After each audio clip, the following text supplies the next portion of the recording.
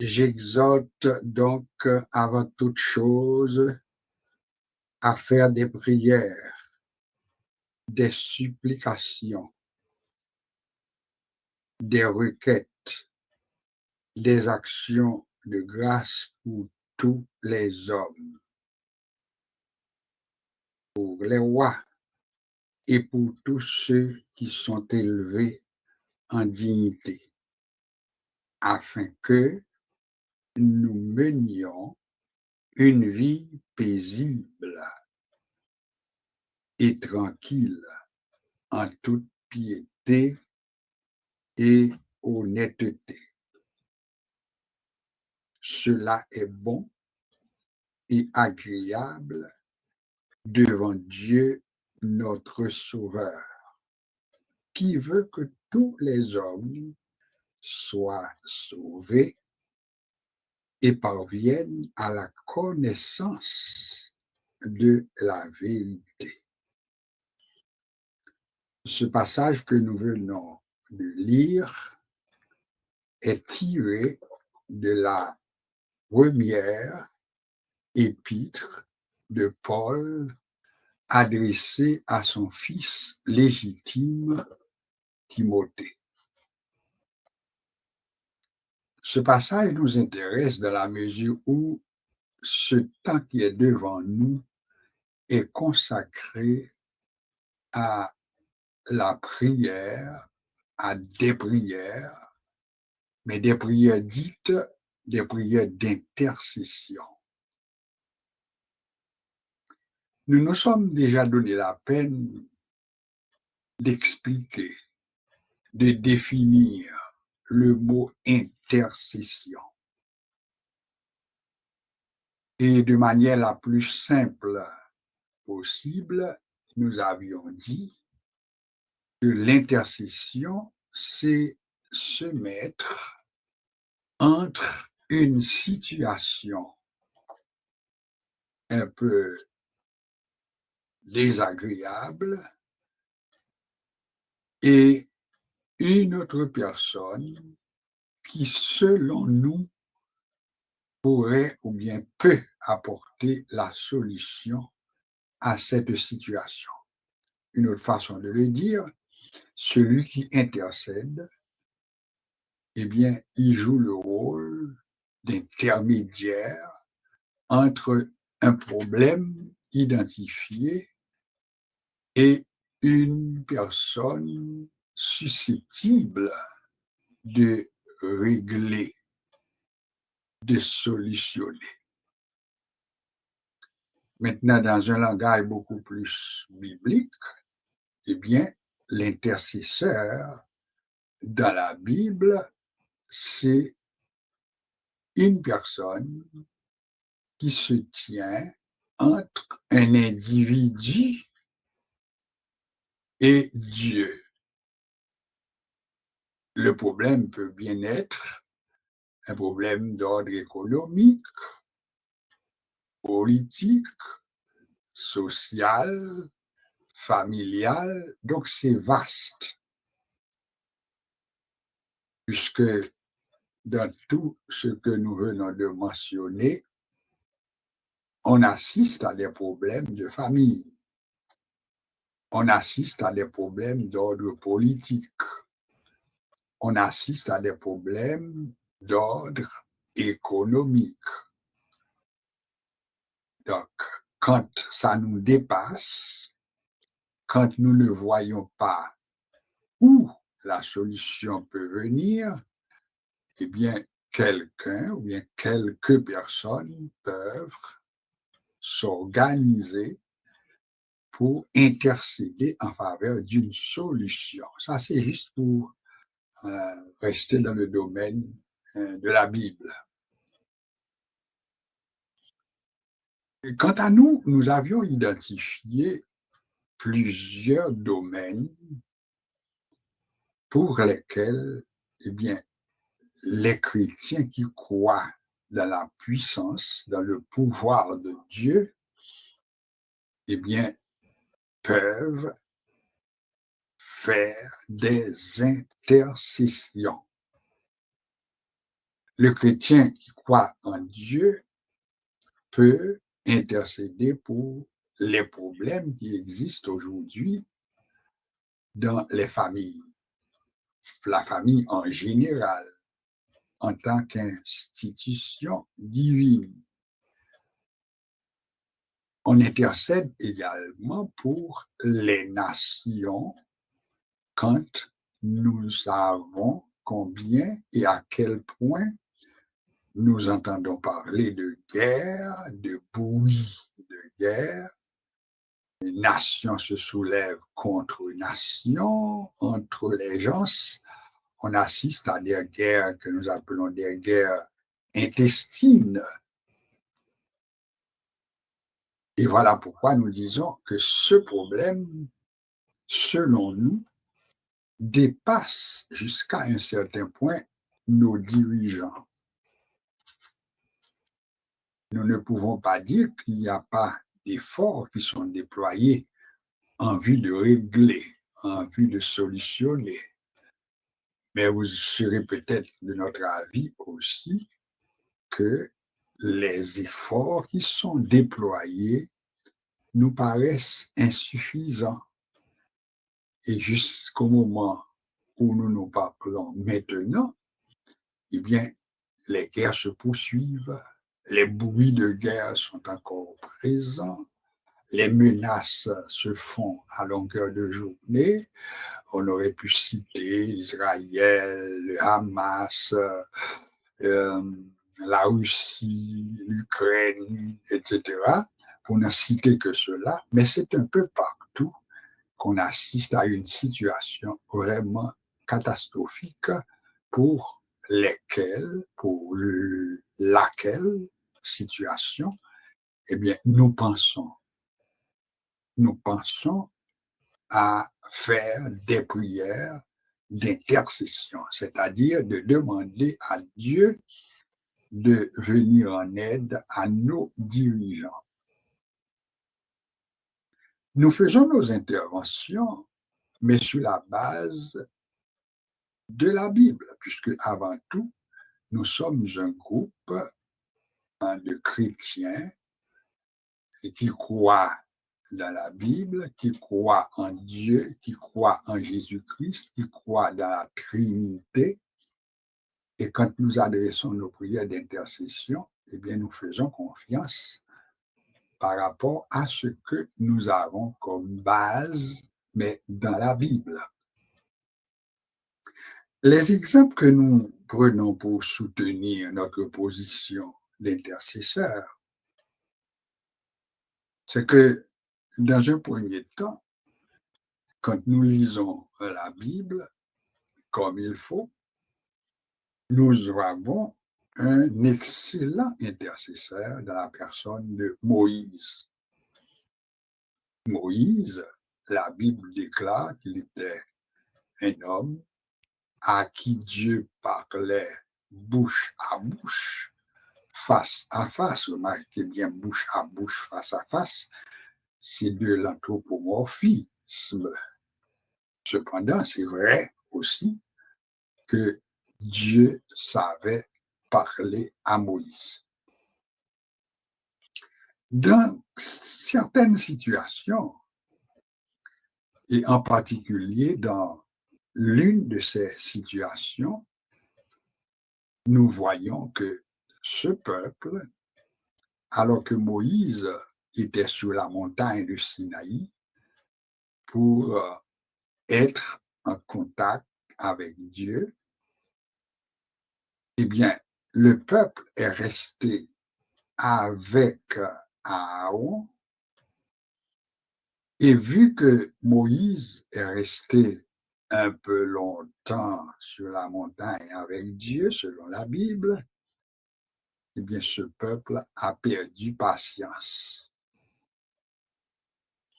Et dans sa perte de patience, eh bien, ils ont insisté, ils ont demandé à Aaron, qui était resté avec eux en remplacement de Moïse, de leur faire un Dieu qui marche devant eux, devant ce peuple. Naturellement, le leader qui était Aaron, dans notre prise de position, nous sommes conscients qu'il y a eu un manque, hein, une faille de son côté, puisque c'était le compagnon de Moïse. Il connaissait la position initiale de Moïse face à Dieu. Il aurait dû ne pas céder à la pression, à la panique du peuple. Mais malheureusement, tel ne fut pas le cas. Mais le peuple, ayant menacé Moïse et Aaron, eh bien, il leur a demandé de lui apporter ce qu'ils avaient sur eux comme bijoux. Et ce peuple, désireux d'avoir un Dieu, alors je dis Dieu, mais dans le langage beaucoup plus évangélique, biblique également, nous disons que c'était une idole. Mais c'est par rapport à notre croyance. Eh bien, le peuple a couru et ils ont apporté à Aaron tout ce qu'ils avaient comme bijoux qu'ils portaient. Sans doute vous êtes au courant de cette histoire. Aaron a pris tout ce que le peuple avait comme bijoux et de ces bijoux-là, eh bien, Aaron a fait un veau ou bien une divinité que nous appelons couramment un veau d'or, c'est-à-dire un veau, hein, mais à partir des bijoux que le peuple lui apportait, eh bien, c'était un veau, mais fait en or. Vous connaissez sans doute l'histoire. Dieu n'était pas content, n'était pas heureux, et de la montagne étant avec Moïse, la Bible va nous dire que Dieu a attiré l'attention de Moïse, à savoir que ton peuple est tombé dans l'idolâtrie, ton peuple est tombé dans l'apostasie. Quand nous savons que le mot apostasie, c'est un détour, c'est un abandon volontaire que quelqu'un peut faire à partir du Dieu qu'il servait, mais pour se tourner vers un autre Dieu ou bien une autre idole, ou bien une idole alors. C'était le cas. Donc ce peuple a commis une faute que la Bible déclare comme étant une faute très grave. Moïse, conscient de la situation, ne l'a pas caché puisque il connaît un peu le caractère de Dieu. Il a fait route avec Dieu, à savoir que le Dieu d'Israël, le Dieu qu'il servait, eh bien, était un Dieu qui se présente comme étant un Dieu jaloux, qui ne donne pas sa gloire à un autre, ni son honneur aux idoles. Quand vous lisez Exode, le chapitre 32, sans doute vous allez pouvoir lire les détails, à savoir que Moïse ne l'a pas caché. Oui, ce peuple a commis une faute grave. Ils sont tombés dans l'apostasie, l'abandon du Dieu, maintenant qui n'est pas un Dieu qui admet les idoles. Cependant, pour venir à ce que nous avons comme sujet, c'est-à-dire la prière d'intercession, Moïse nous donne l'exemple de quelqu'un qui était prêt à intercéder pour ce peuple.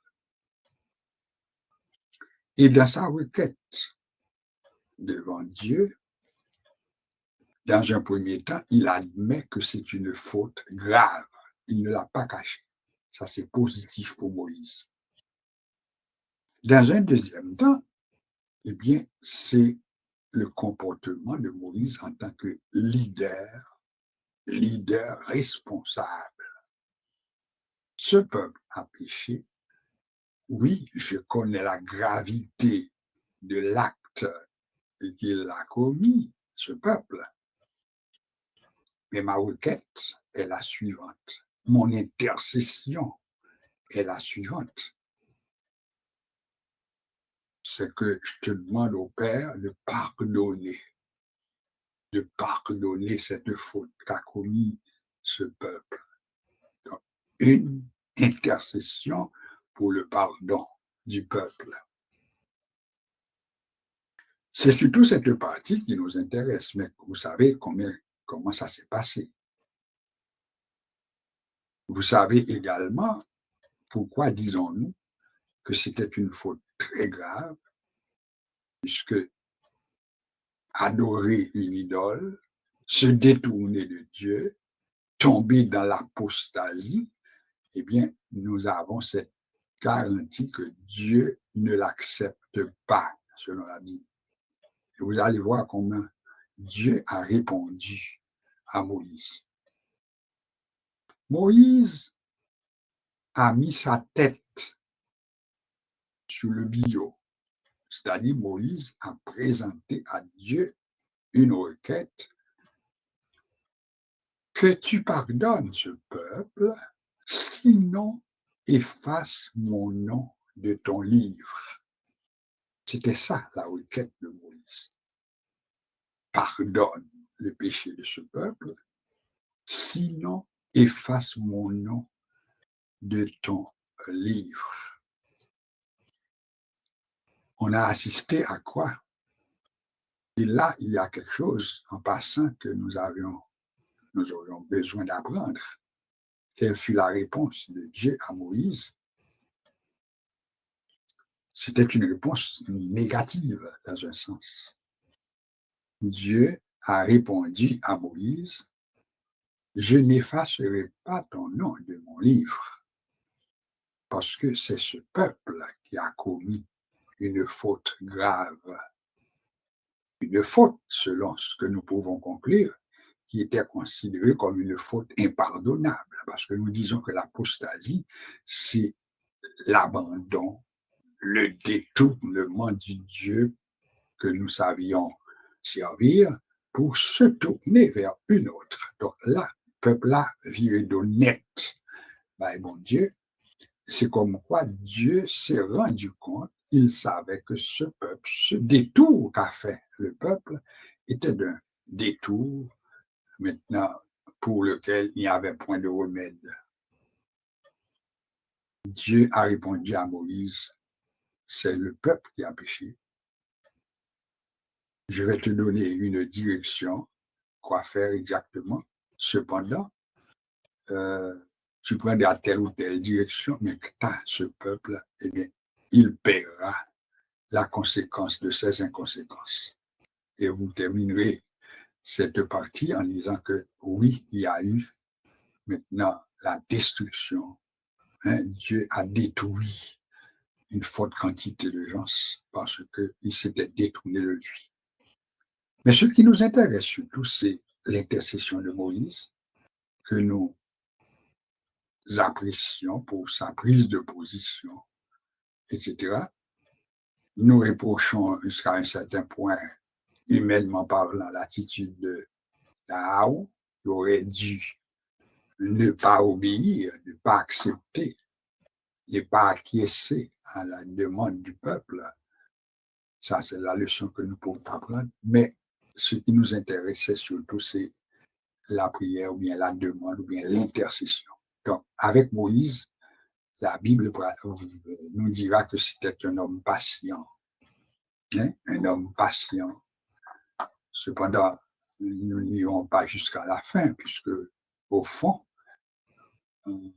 si la Bible nous le présente comme étant quelqu'un de patient, mais vous savez aussi que Moïse n'a pas pu conduire ce peuple jusqu'à Canaan. Et vous savez pourquoi. On aurait pu prendre pour d'autres exemples d'intercesseurs. Abraham. Abraham qui a intercédé en faveur de Sodome et de Gomorrhe. Oui, c'est un passage assez intéressant aussi. Si dans la ville, tu trouves 50 justes, est-ce que tu détruirais? À Dieu de répondre non, je ne détruirai pas. Et l'intercesseur qu'il était, eh bien, il était descendu, il a réduit le nombre, etc., jusqu'à 40, jusqu'à 20, jusqu'à 10, etc. Parce que au fond, eh bien, vous allez voir que s'il y avait un homme qui était sauvé, c'est simplement les fils, bien, l'eau, c'est tout.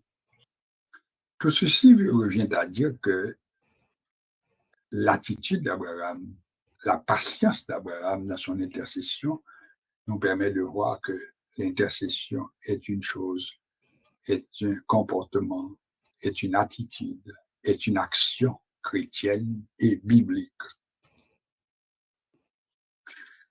Parlant de l'intercession, quelqu'un a écrit un petit texte. On nous dit qu'il y a 3 choses importantes pour l'intercesseur, c'est-à-dire celui qui se place comme intercesseur, c'est-à-dire qu'il doit demander et obtenir la faveur de Dieu. Eh bien, dans un premier temps, il doit croire en Dieu.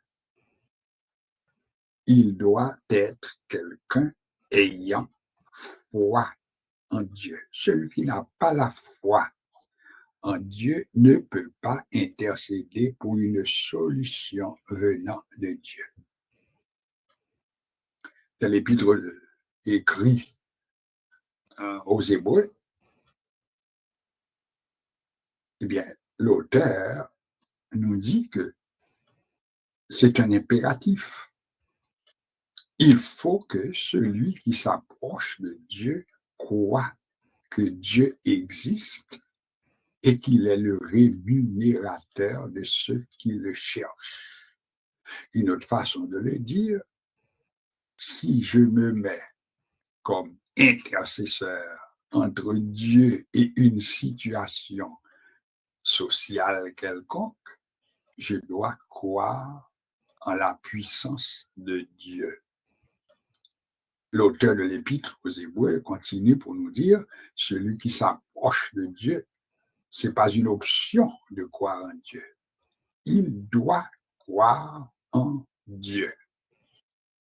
Donc, ça, c'est important pour tout intercesseur. L'auteur continue pour dire, sans la foi, il est impossible d'être agréable à Dieu. Donc, en tant qu'intercesseur, c'est une obligation pour nous d'éprouver notre foi, notre confiance, notre croyance, et de savoir que si nous nous approchons de Dieu avec confiance, ou si nous le faisons de manière très, très légère. L'auteur ne l'a pas caché. Ce n'est pas une option. Il faut que celui qui s'approche de Dieu croit. Alors, si je me mets comme intercesseur, je dois croire. Une deuxième caractéristique d'un bon intercesseur, c'est d'avoir la passion. C'est ce qu'on a écrit. Je crois en Dieu, mais je suis passionné du problème qui est devant moi. Je constate une situation, je fais confiance à Dieu pour résoudre ou bien pour régler, mais je ne dois pas non plus perdre la passion d'une solution. Qu'est-ce que cela sous-entend? Ça sous-entend que la patience devient nécessaire, puisque souvent nous demandons à Dieu des choses, mais des choses qu'il ne répond pas, ou bien qu'il nous demande d'attendre. À nous maintenant de faire preuve de compréhension et de savoir que souvent Dieu répond quand c'est nécessaire ou bien selon sa volonté, mais parfois il ne répond pas pour ses propres raisons. Alors, cela revient à dire que celui qui s'approche de Dieu, non seulement doit croire, mais également il doit le faire avec passion. Vous savez, c'est quoi une passion? J'aimerais ça m'acheter telle ou telle chose, tel objet, une voiture, une maison. Eh bien, je me couche pour dormir, mais c'est la maison que je convoite ou bien que je veux avoir qui est devant moi. Ça devient une passion. Je fonctionne en fonction ou bien en raison de mettre à exécution ce que j'ai comme plan. Eh bien, il semble que selon le langage ou bien l'interprétation, mais le petit texte que j'ai lu, bien celui qui l'a écrit nous dit, il faut croire en Dieu pour intercéder, mais il faut avoir la passion. C'est-à-dire, je veux que ça se règle. Hein? Je tiens à ce que ça se règle. Ça devient notre passion. Une troisième chose qu'il a dit aussi, mais non seulement il faut croire en Dieu, il faut être passionné du sujet en question, mais il va nous dire aussi que nous devons être sincères. La sincérité. Mais c'est quoi la sincérité? Parfois, nous demandons à des gens de prier pour une situation. Je prendrai les grandes assemblées où il y a plusieurs, où il y a des centaines de personnes, et le dirigeant va demander, eh bien, nous allons prier pour tel ou tel problème. Et tout de suite, eh bien, les gens qui sont là vont commencer à prier, ils ouvrent la bouche, ils demandent à Dieu ce que le dirigeant leur a demandé de faire. Je prie pour la délivrance, je prie pour la guérison, je prie pour une solution à tel ou tel problème. Mais la question, maintenant, il faudra qu'on se pose jusqu'à quel point sommes-nous ou bien sont-ils sincères? Je n'entrerai pas dans les détails, mais il y a peut-être une façon de mesurer la sincérité. Et ça part avec notre mentalité de peuple. Qu'est-ce que je veux dire? Mais il y a des gens qui prétendent vous aider, qui prétendent intercéder en votre faveur pour une solution à un problème, et pourtant qui ont également les yeux grandement ouverts pour voir est-ce que ça va se régler vraiment ou bien est-ce que vous allez continuer à vivre dans votre malheur. À ce moment-là, qu'est-ce qui va se passer? Si ça marche, vous allez pouvoir observer des gens qui seront un peu dérangés. On nous dit en créole, mon appédo pour faire nous travail. Premièrement, le pape et conseiller aussi le connaît côté lié, il met la travail là pour faire application pour lui. Ça, son première remarque. Tandis que l'appédo prier pour faire un travail. Deuxième attitude, la demande bon Dieu pour joindre le travail là, mais à peine nous joindre et puis il va commencer à faire des progrès, on va acheter un auto, ou un projet pour acheter un cahier. Là qu'on y a, on va même mon sac, tu as prié pour moi, et puis il vient commencer à faire, il vient commencer à railler, il commence à parler, mais il commence à traiter mal. Pourtant, dans un passé, tu as prié pour te joindre une solution. Alors, tout ceci revient à dire que l'intercession, il m'a dit la foi en Dieu, il m'a dit la passion pour ce faire, il m'a dit pour vraiment un monde qui est sincère. Je prie pour ta délivrance, je prie pour ta guérison, je prie pour ton salut, je prie pour ta paix, je prie pour ce pays, pour mon pays, pour tel ou tel pays. Et je suis sincère que ce que je veux, ce que je demande, ce que je désire, c'est que ça se règle, que ça se règle. Alors, un passage biblique que j'ai sous les yeux, c'est le deuxième chapitre que Paul adresse à Timothée. Nous l'avions lu, n'est-ce pas? Et qu'est-ce qui est dit au travers de ce passage, ou bien de ces 3 versets surtout? L'apôtre Paul dira à Timothée, j'exhorte, c'est une exhortation. Une exhortation à l'effet que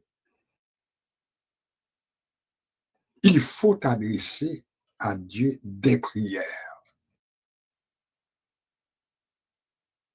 Il faut adresser à Dieu des supplications. Je prie, mais je supplie Dieu. Il faut adresser à Dieu des requêtes, c'est-à-dire je dépose devant Dieu des sujets, des sujets, guérison, un mariage, une famille, une maison, n'importe quoi, des requêtes. Mais également, quand on est convaincu, quand on a la foi en Dieu, eh bien, il y aura un temps où l'on pourra changer ces requêtes en des actions de grâce. C'est-à-dire, on peut remercier Dieu pour la réponse anticipée. Je sais que Dieu est un Dieu qui répond, selon la Bible. D'abord, il est dit, toi qui écoutes les prières, tous les hommes viendront à toi. Donc, c'est biblique. Alors, quand je sais que Dieu exauce, je peux remercier à l'avance des actions de grâce, et ceci pour tous les hommes. Celui qui fait des prières, ou bien une prière d'action de grâce, eh bien, c'est inclusive. C'est-à-dire, je peux prier, mais pour tous les hommes, sans exception aucune. Certaines précisions, bien sûr, sont données par Paul à Timothée, puisque c'était nécessaire. C'était le temps des rois, c'était le temps qu'il fallait prier pour les dirigeants, etc. Eh bien, dans le verset 2 du chapitre 2 de sa première épître, Paul va dire à Timothée, il faut prier pour les rois, il faut prier pour tous ceux qui sont élevés en dignité. Et la raison principale pour tout ceci, Paul le donne, ou bien la donne à Timothée. C'est afin que nous menions une vie paisible et tranquille. On aurait pu débattre ou bien développer cette partie, mais nous nous contentons de vous le lire, de lire cette partie, parce que l'apôtre Paul l'a précisé en toute piété et honnêteté. Une raison profonde que Paul a donnée à Timothée également, c'est qu'il va nous dire au verset 3, cela est bon. Cela est aussi agréable devant qui?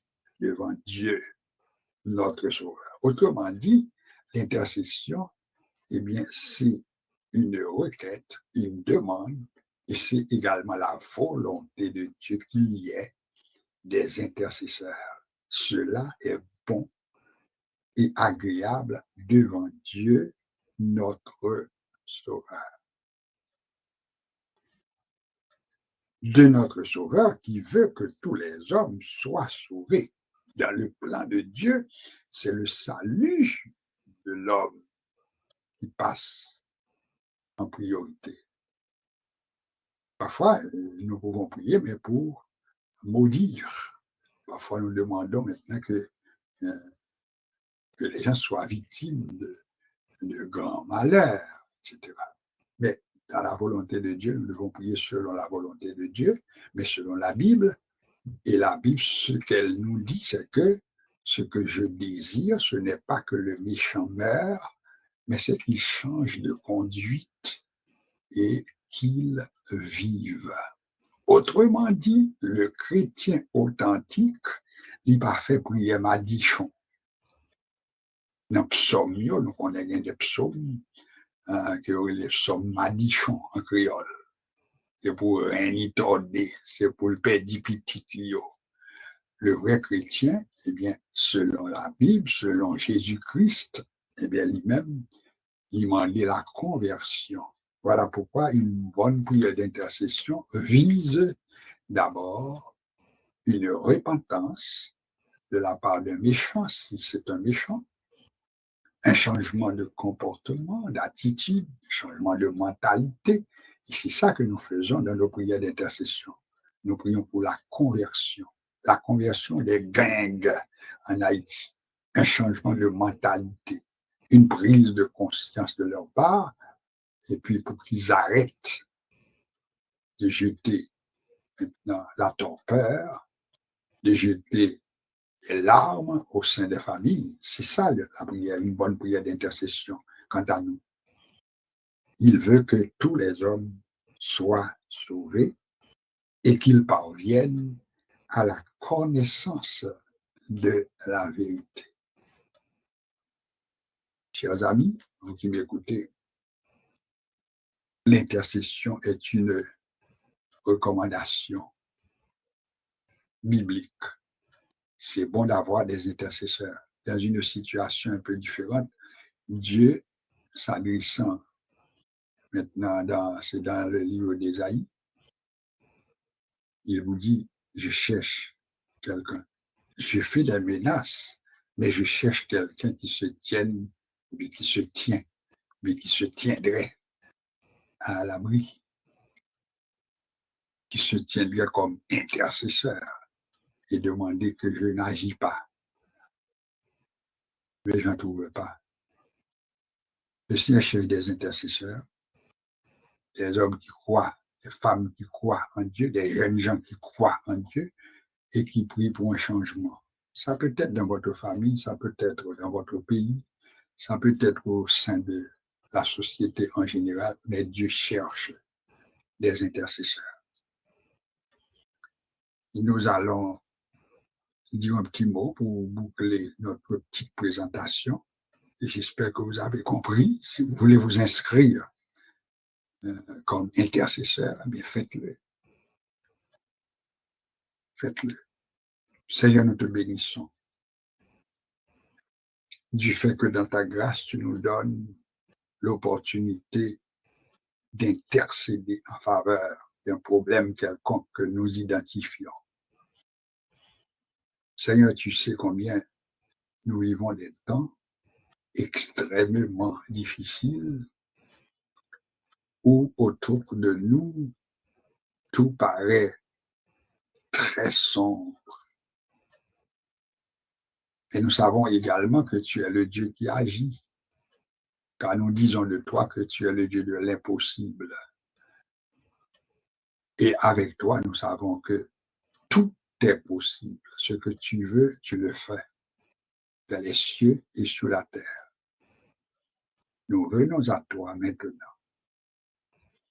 Et nous nous offrons à toi pour que toi, tu fasses de nous de vrais intercesseurs, c'est-à-dire des gens qui croient en toi, des gens qui ont la passion du salut des autres, de la délivrance des autres, de la rédemption pour les autres, et qu'il est de ta volonté que tous les hommes soient sauvés.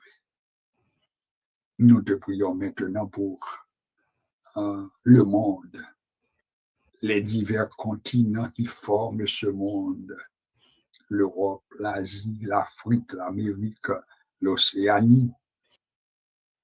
Oui, Seigneur, c'est un peu partout que nous entendons parler de guerre, de bruit de guerre, des menaces constantes entre les hommes, entre les pays, entre les grands de la terre. Et un cessez-le-feu de temps à autre est visé, est promis, est suggéré, Mais oh Dieu, nous constatons que les promesses ne sont pas tenues. Quand vient le temps d'exécuter ou bien d'accomplir, ou bien de dire oui à ce que nous avions promis, bien les hommes ont toutes sortes de raisons pour ne pas tenir parole. Aussi, nous devons pouvoir compter sur toi. Compter également sur des hommes et des femmes qui ont la foi en toi pour un miracle. Oui, un miracle. C'est vrai que tu as toujours essayé d'associer les hommes, oui, à faire des interventions, à se parler pour trouver une solution. Mais tu vois combien, à quel point ça n'arrive pas. Nous attendons. Il y en a qui attendent pour des dizaines d'années pour une solution, mais ça n'arrive pas. Si telle est ta volonté, oh Dieu, nous te prions pour un miracle. Si telle est ta volonté, Seigneur, tu peux également parler au cœur des hommes, au cœur des belligérants, au cœur des grands de la terre, au cœur de nos gangs en Haïti, au cœur des gens qui font preuve de violence un peu partout, car la violence bat son plein et ceci partout dans le monde maintenant. Nous te prions pour une délivrance, pour un changement, métanoïa, qui est un changement profond. Ce changement ne peut venir que de toi, Seigneur, tu peux. Et nous savons qu'il est de ta volonté que cela se fasse. Nous te prions pour les 5 continents. Nous te prions d'une manière spéciale pour notre pays, Haïti. Un pays qui est en retard, très en retard, dans son développement socio-économique. Seigneur, nous sommes en retard et nous ne voyons vraiment pas une lumière qui pourrait nous permettre d'envisager des jours meilleurs pour bientôt. Puisque plus ça avance, eh bien, nos jeunes gens, nos compatriotes, trouvent toutes sortes de moyens pour bifurquer, pour faire changer et pour leur permettre d'exécuter ce qu'ils avaient comme dessein, mais négativement. Toi, tu connais les cœurs à tous et tu peux changer. Tu peux tout changer. Tu peux tout changer.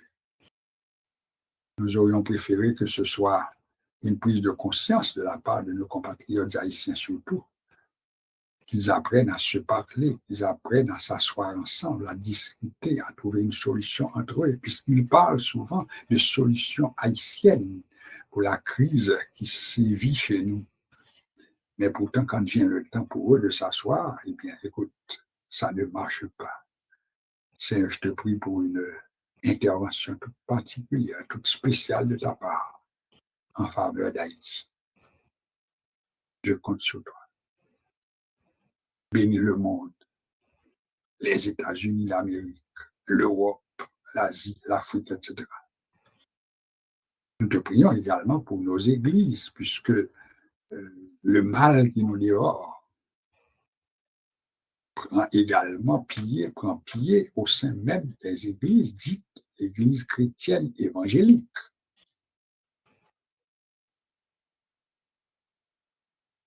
Et selon ce que dit la Bible, quand l'iniquité s'accrut, la charité du plus grand nombre se refroidit. Nous prions pour la foi. Aide-nous à garder la foi, comme tu l'avais fait. Tu l'avais dit au sujet de l'église de Philadelphie. Parce qu'en dépit de tout, en dépit des soubresauts, des vicissitudes, tu as su garder la foi en moi. Tu n'as pas renié mon nom. Ah, je mets devant toi une porte ouverte que personne ne pourra fermer. Oui, Seigneur, nous comptons sur toi. Et nous savons que tu vas le faire, tu vas agir en notre faveur.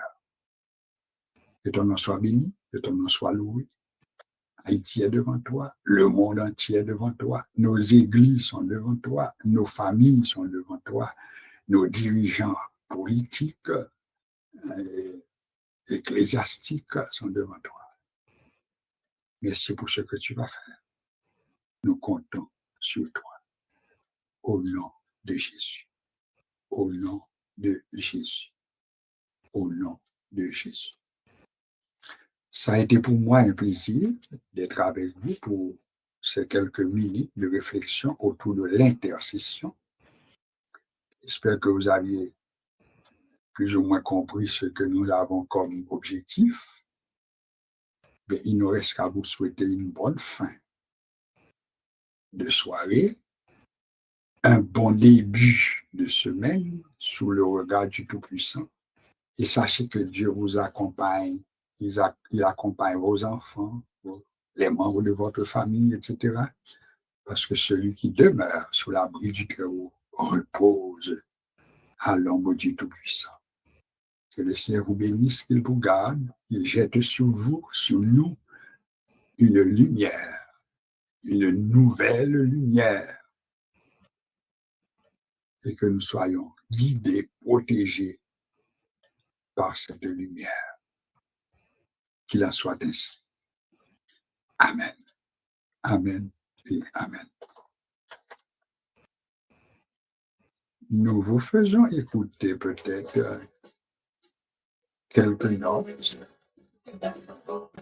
Mettre fin à notre échange.